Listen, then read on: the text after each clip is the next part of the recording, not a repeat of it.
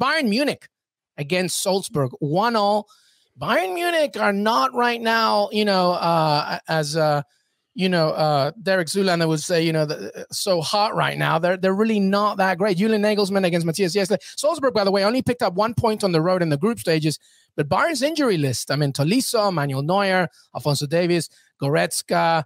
Salzburg also have their injuries as well. But I don't know about this one. Heath, let's begin with you. What do you make of this match as Bayern host Salzburg? Yeah, I mean, Neuer being out, I think, makes a big difference, but not a huge difference when you're looking at just the depleted side of Salzburg. I think they've got eight plus injuries. I mean, 2 of them are really their only significant ones within the team. I think Okafor will be out, and Adeyemi will start up top. He scored over the weekend, which I think is a positive. And then in the back line, you have Piatkowski, who will likely start in this one. And so it's hard for me to really think that Bayern aren't going to be able to pull this one out, even though Bayern haven't been in the greatest form either, winning only 2 of their last 5 in all competitions. They've been really weak in the league, even in Europe. Obviously, a draw against Salzburg, no disrespect to them, is sort of a flat result for Bayern Munich with the standard that they've set. And so I don't think Bayern are going to struggle to get through this one, but I am worried about Bayern's form in general and how far they can go in the competition, considering they are not playing very well. They're not getting results against the teams that they usually do. I think that they've got enough gap in the league table to sort of be comfortable there, but they're not doing it the way it's similar. Again, I mentioned this yesterday in the weekend recap. They're similar to City in the sense of City pre this weekend. They're going through this phase where they're in a little bit of a lull. They're not playing really great. They're not giving up a ton of points, but they look vulnerable. And with Salzburg starting their best sort of 4 or 5 up top, their midfield still intact in terms of the 8 injuries that they have. They've got an opportunity in this one to do something if they can strike early, but I think this might be another hill that's too big to climb, and Bayern might face a foe that's too strong for them to beat maybe in the next round. Yeah, it's weird to be talking about Bayern and for them not to be scoring a truckload of goals and for Lewandowski not to be banging in 5 every week at the moment. I mean, I do think that there is, a significant influence stemming from Manuel Neuer's absence. I don't want to blame it all on Sven Ulreich, but he always seems to unfortunately be the wrong guy in the wrong place at the wrong time.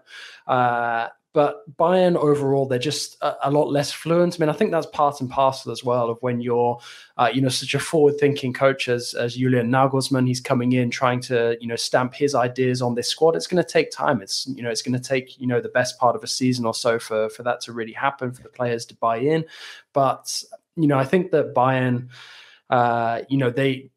they will have been surprised by, how they haven't been as dominant as usual over the last couple of weeks. I think that loss to Bochum really shocked them as well. They haven't been racking up the goals in the same way since.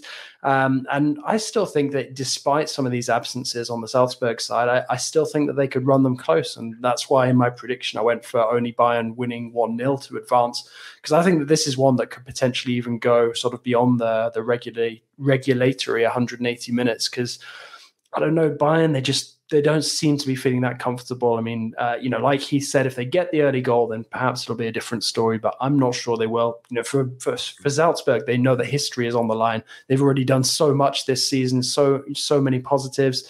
Jessler is now one of the bright young coaches that everyone's looking at in Europe. But, for me, they come to Munich with little to lose, everything to gain. They'll be so motivated for this, and I don't think that Bayern will relish going up against them. No, JJ, I think you make some great points. Heath as well. The team for Salzburg is so young, and confidence is so razor thin. It's either all or nothing when you're young. Either I'm the best player of all time or I'm the worst, right? So if they can score first and get that little bit of belief, like they did in leg 1, I think that carried them on to really hold off Bayern for a significant amount of time. I think there is a chance for them to do it.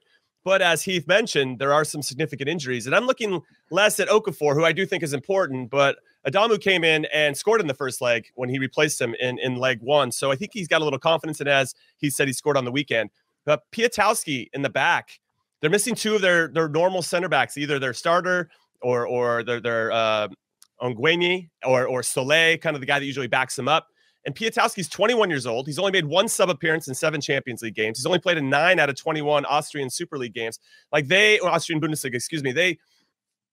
Imagine you're 21. You haven't really played that much this season. And by the way, you got to mark Robert Lewandowski. It's just, it just doesn't add up to winning or having success. So I think if Bayern get this first goal, they're going to maybe relax, and maybe they shouldn't, but I think it's going to give them the first goal in this one is very, very important. And I think that if Salzburg scored, I'd be a little squeaky bum time, a little nervy, I think, for Bayern, because sometimes they have trouble kind of figuring out how they're going to solve teams that bring that type of energy and belief. That said, I like both teams to score, minus 125. I don't like to swim in negative waters, but that's pretty good. I just think because Sven Ulreich's in goal, they're not as confident sitting in front of them. And then I like Bayern to win both teams to score plus 130. Yeah, I like that. Historically speaking, obviously, everything's going Bayern's way. Every time they faced Austrian competition in Europe, they've won it. That's been 5 times. But Salzburg here, just like Jonathan Johnson said, they got nothing to lose, man. You can just go out there and just try and do it. And even if you concede early, I think the game plan doesn't change because you still have to score. Yeah. Any final thoughts on this one, Heath? I know you wanted to conclude and bring it home. Just real quick, obviously Jimmy got it right. I got it wrong there on the Adeyemi. He was scored in the first leg, not over the weekend. So he did both. He did both. Did he? Did both. Okay. Yeah. I wanted to make sure in case I got that wrong. I get things wrong often, and I'm just learning to live with my mistakes and apologize early, and then just face the firing range on the internet. But the other thing was that just the last thing I wanted to say about Salzburg is they're not great on the road. Just historically, I think in their last 7, they've only won 2 on the road, which is not a great stat when you're going to play against Bayern Munich, who again aren't at their best right now, but playing on the road is sort of a mentality thing. And when that starts to become fragile, that cracks a little bit. It's difficult to turn around, especially against an opponent like Bayern Munich. Yeah, absolutely. I mean, Salzburg winless away from home in the Champions League so far. All right, we didn't do this before we take the break, but let's do predictions from both games just to remind ourselves, everybody, just very quickly. On Liverpool Inter, what can we expect and who can go through here? Let's go with you first, Jonathan Johnson. Liverpool Inter, what do you expect in the second leg and who goes through? Yeah, I've got Liverpool winning 2-0, so that'll be a 4-0 aggregate victory. There you go. Jimmy Conrad? I got 2-1 Liverpool. I'm going to give a little love to Inter. They're going to find the back of the net in this one. Yeah, I think they'll find the back of the net, but I'm going with a 3-1 Liverpool. I'm going 3-1 Liverpool. Heath Pierce, Liverpool Inter? I'm going to go Liverpool 2-1. It's hard for me to think after Lautaro Martinez's hat trick that he's not going to be in form to at least score something here. But I think Liverpool are going to be too strong. All right. So, Jimmy, you said you had Bayern winning here, but Salzburg scoring in this one? Yeah, I got 3-1 Bayern. I think that it'll be tight for a while. And then as Bayern's done to Salzburg in the past, once like the 75th minute hits, they get tired because they can't chase anymore. And then the experience of Bayern comes in and scores like 17 goals. Yeah. Heath Pierce? Yeah, I like the same. I mean, as that game goes on, if Salzburg are forced to sort of be close enough that they've got to take chances, I think that's where Bayern are going to capitalize on a few chances and finish it. So I'm saying 3-1 as well. Yeah, I'm going 3-2. Jonathan Johnson, what say you? Ooh.